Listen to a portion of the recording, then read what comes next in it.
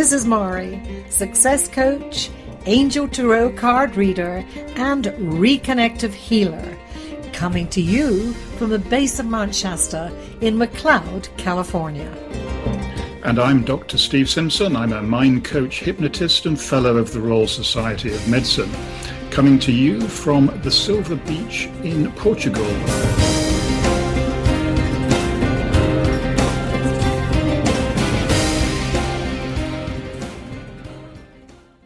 And today's show, once again, we're talking about luck, but this actually talks to mindfulness.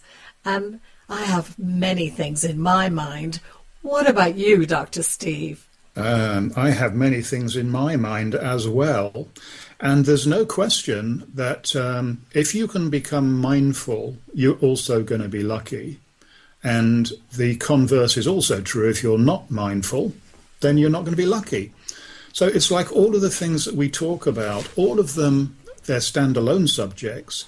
But when you start putting them together, that's when you really ignite your peak performance. And I know I say this every week, but mindfulness is my favorite subject today anyway. The meaning of mindfulness, of course, back to the dictionary, is maintaining a moment-by-moment awareness of our thoughts, feelings, and bodily sensations and our surrounding environment. So that really encapsulates it all. We have to be aware. We certainly do, and I'm glad you started off with the definition, because especially in today's age, we're hearing this word mindfulness all the time on TV, radio, films, conversations, you name it. Everybody is an expert on mindfulness, which is great. But the problem is that we all have a slightly different idea of what mindfulness is.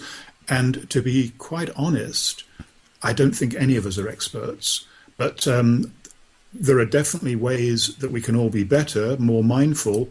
And just like the honey of Hybla in Shakespeare, a little more goes a very long way. It does. And the one thing that I have noticed in my examination of mindfulness is particular to sensations. I know that when my being seems to lose a little energy and I feel a little low, I have to think immediately, what was I thinking about? What was my conversation? How was I being? And immediately the answer comes and I can turn things around. So that's what happens for me. Yeah, and you notice this because you're very tuned in. Anything we want any time of the year. We're living in a world of abundance. So we should be fitter, healthier, and especially from the mental point of view than ever before. But the problem is there's never been so much mental illness. And the reason why you notice this is because of all of the hours you've spent in meditation and spiritual practice and all the rest of it. You're tuned into your energy levels and your emotions. And we all should be, because we are such a lucky generation. We're the first generation that's ever had 24/7 availability of any food we want from any part of the world, more or less. Well, those of us who are fortunate to live in the Western world. So you would think we should be physically healthier and mentally healthier than previous generations. But sadly, that's not the case. And especially as concerns mental health, we have all of these labor-saving gadgets, and yet the common complaint that any doctor will tell you, the patients coming in to see them, is patients who come in and they're just tired. They can't sleep. They feel tired all the time. They have no energy levels. They have no drive. I mean, why do you think this could be? Fear. And the fear that is surrounding us through the networks of radio, television, whatever, we are absorbing this moment by moment, and it takes our energy and depletes it without our permission often.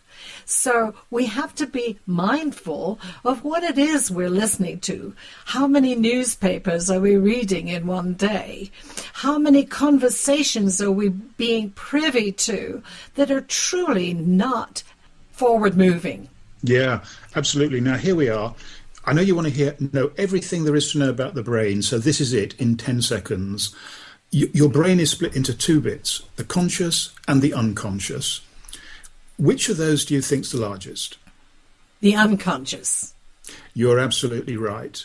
And I always ask this question in my workshops, and you get all kinds of different answers, and that's good. But the thing to remember is that the unconscious is vastly more powerful, vastly larger than the conscious mind. But which bit of the brain thinks it's in charge? Which bit of the brain's the boss? No, the conscious. The conscious. The conscious is the small part of the brain, and yet we overload it. And the way we overload it is because of the things that you've just been saying. All of this 24-hour news we get, all the texting, all the emails, we are bombarded. People can't go on holiday anymore because they have to clear their emails every day. Otherwise, everybody's worried about their jobs and all the rest of it. And of course, the other thing is, even if their boss is not expecting them to check it, they do, because they've got addicted to constant communication. And the fear of not being right. This is such a wrong, right world that we're living in. And if we would just get to that place of understanding that we all have varying points of view. It doesn't matter if some is not agreeing with us. It just matters what we feel is most important in our forward advancement. Yeah, and of these things that we're being bombarded with going on all over the world, some of them are really good that we like to hear about. And unfortunately, many more of them are not so good. But what can we actually do about most of these things? Absolutely nothing.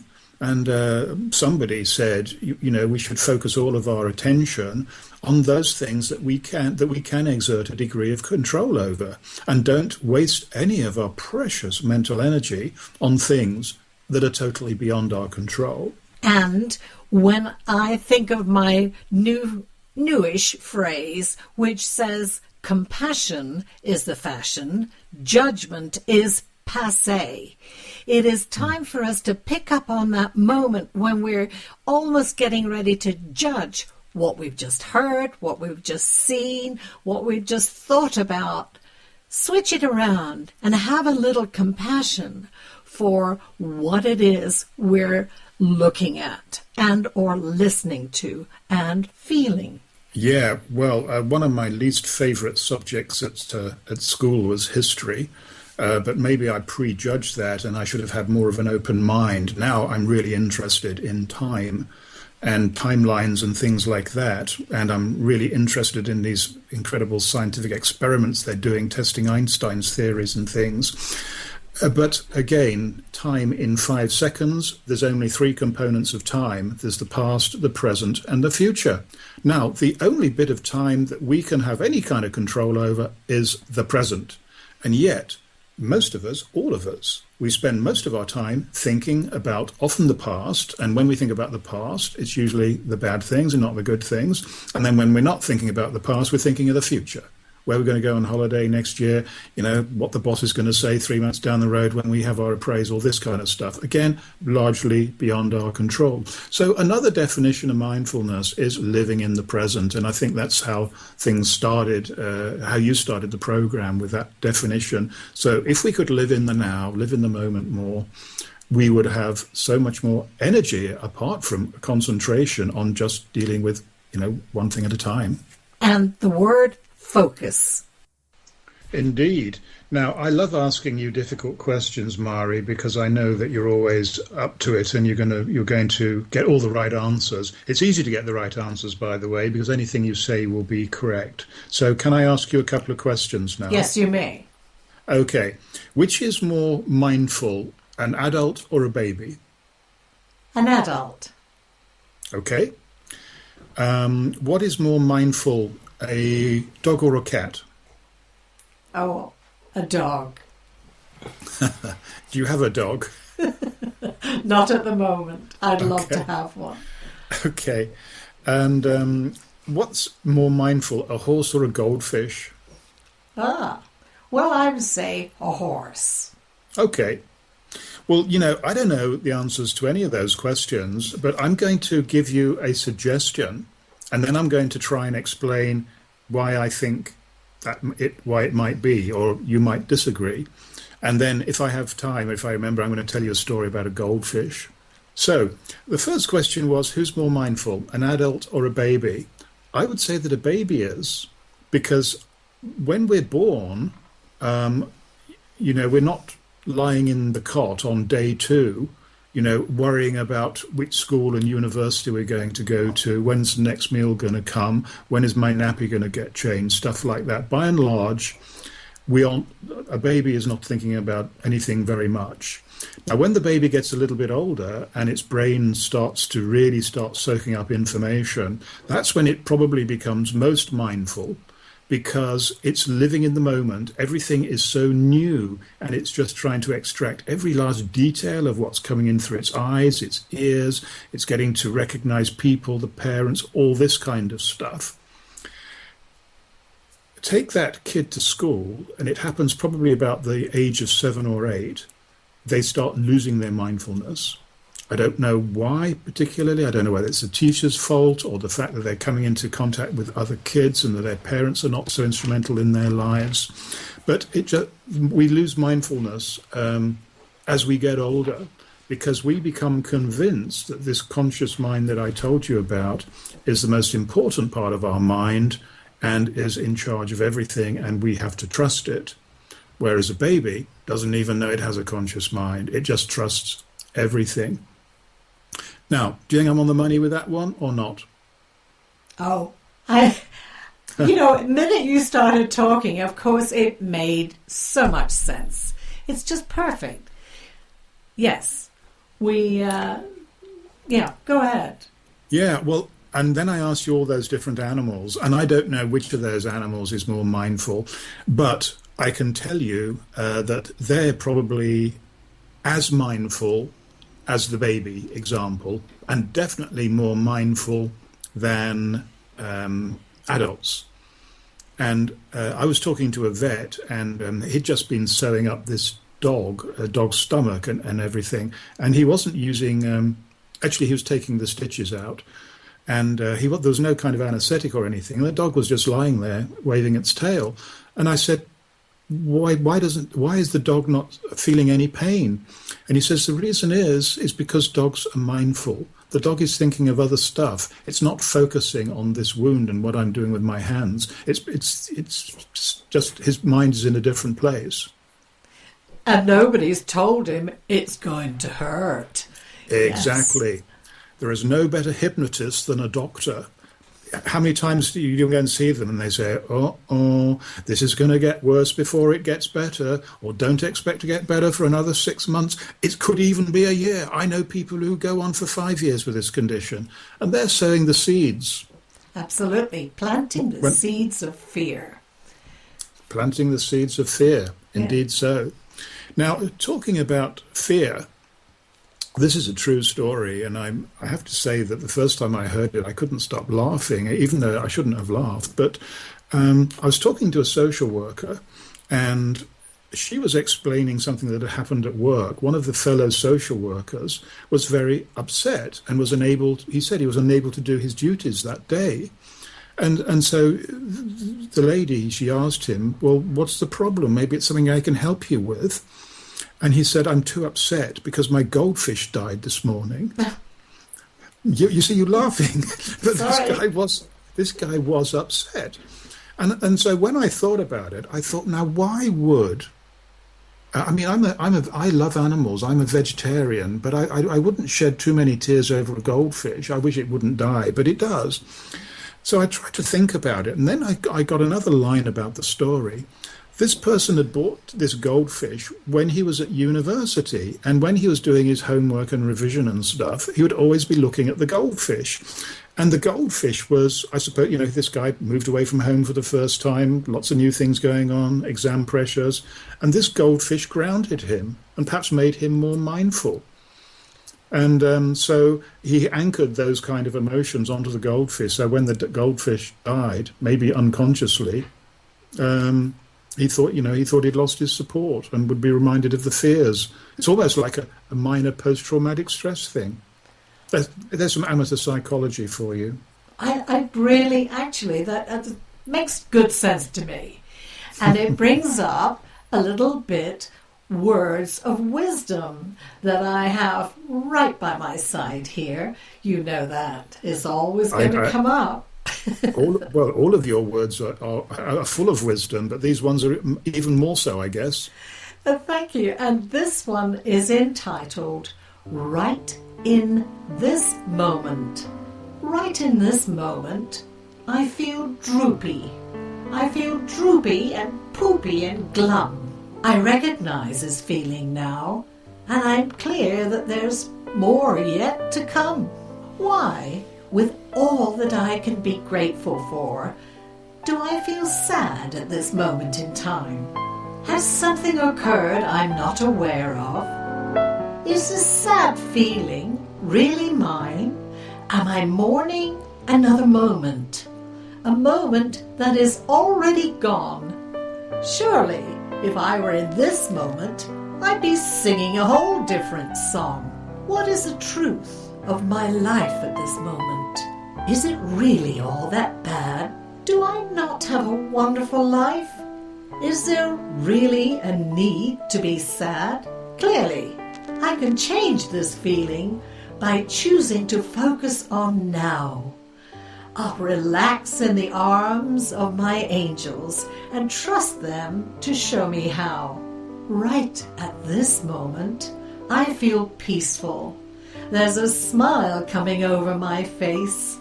There's a knowing right in this moment that no one could ever replace. Mindfulness. It is. I mean, how do I follow that? I mean, that was lovely. So many lovely metaphors there. And I noticed about singing a different song. Of course, our listeners don't know this, but I can see you and you're wearing a musical sweatshirt, The Entertainer, with all of the... Yeah, and you're a singer yourself, aren't you? Yes, yes. I sing in my mind most of the time. You will say some words and immediately there's a song coming on. I have to watch myself sometimes with that. Yeah. Well, maybe now this is a good time in the program to offer some suggestions to our listeners of how they can be more mindful. I mean, we've talked about what mindfulness is, and we've talked about goldfish and dogs and cats, but maybe now we need to get down to the nitty-gritty. One way to be mindful is to be a singer, because you're a singer, and as you know, when you're performing on stage, are you thinking about where you're going on holiday next year? Absolutely or that rude thing that not. person said to you 6 years ago? No, you're absolutely in the moment. And that's why entertainers never stop. They never retire at 65 to pick up their pension. Look at the Rolling Stones. You know, they're going to keep going until whatever, you know what I mean? The show must go on. Yeah. So, all right, putting you on the spot again then. Our listeners want to know how to be more mindful, Mahri. What should they do in their life to be mindful or not do? Well, first of all, make a nice long list of those things you love. Think about everything that you love to do, see, be, feel, and focus on them for a little while. That will bring you back to a place of high energy and give you the power to move forward. Focus is so important. Yeah. And I was thinking about this. I was writing a book about 4 or 5 years ago. I've actually taken it off the market recently, so I'm not talking about the book to sell it. It's unavailable. It's unavailable because I'm working on something that's going to be even better, I hope. Anyway, I went away to a remote place because, like all writers, I thought if I can get away from the daily distractions, I'm going to be able to focus and produce my best creative work. And the experiment was partially successful. It wasn't completely successful because, I'm being quite honest here, I found part of the experience stressful. because I was in a part of the world where I couldn't get Wi-Fi. And that'd been the first time, even though I've worked all over the world all of my life, this was one of the few times in my life where for days at a time, I had no Wi-Fi. I had no interconnection. I didn't know what was going back home. And it was a new experience, and it was quite scary. But after a week or two, I started to chill, and that's when I became more creative, because I had weaned myself off this addiction of having constant communication and what my mind was thinking of constant control over stuff actually that I couldn't control at all. And I see that when I go to hotels now. Now I'm a lot more mindful than I was those few years ago. And I love sitting in reception and watching people check in, because the first question they ask is, even before they ask what time's breakfast, that's a pretty important question. I always still ask that. But the first question is often, what's the Wi-Fi? How do I get the Wi-Fi connection? And if the poor receptionist said, we don't have any, because there are some, believe it or not, there are some parts of the world where you can't get Wi-Fi. These people freak out, especially if they're on business trips, because they think they're indispensable to their corporation. And if they only knew it, it was supposed to be.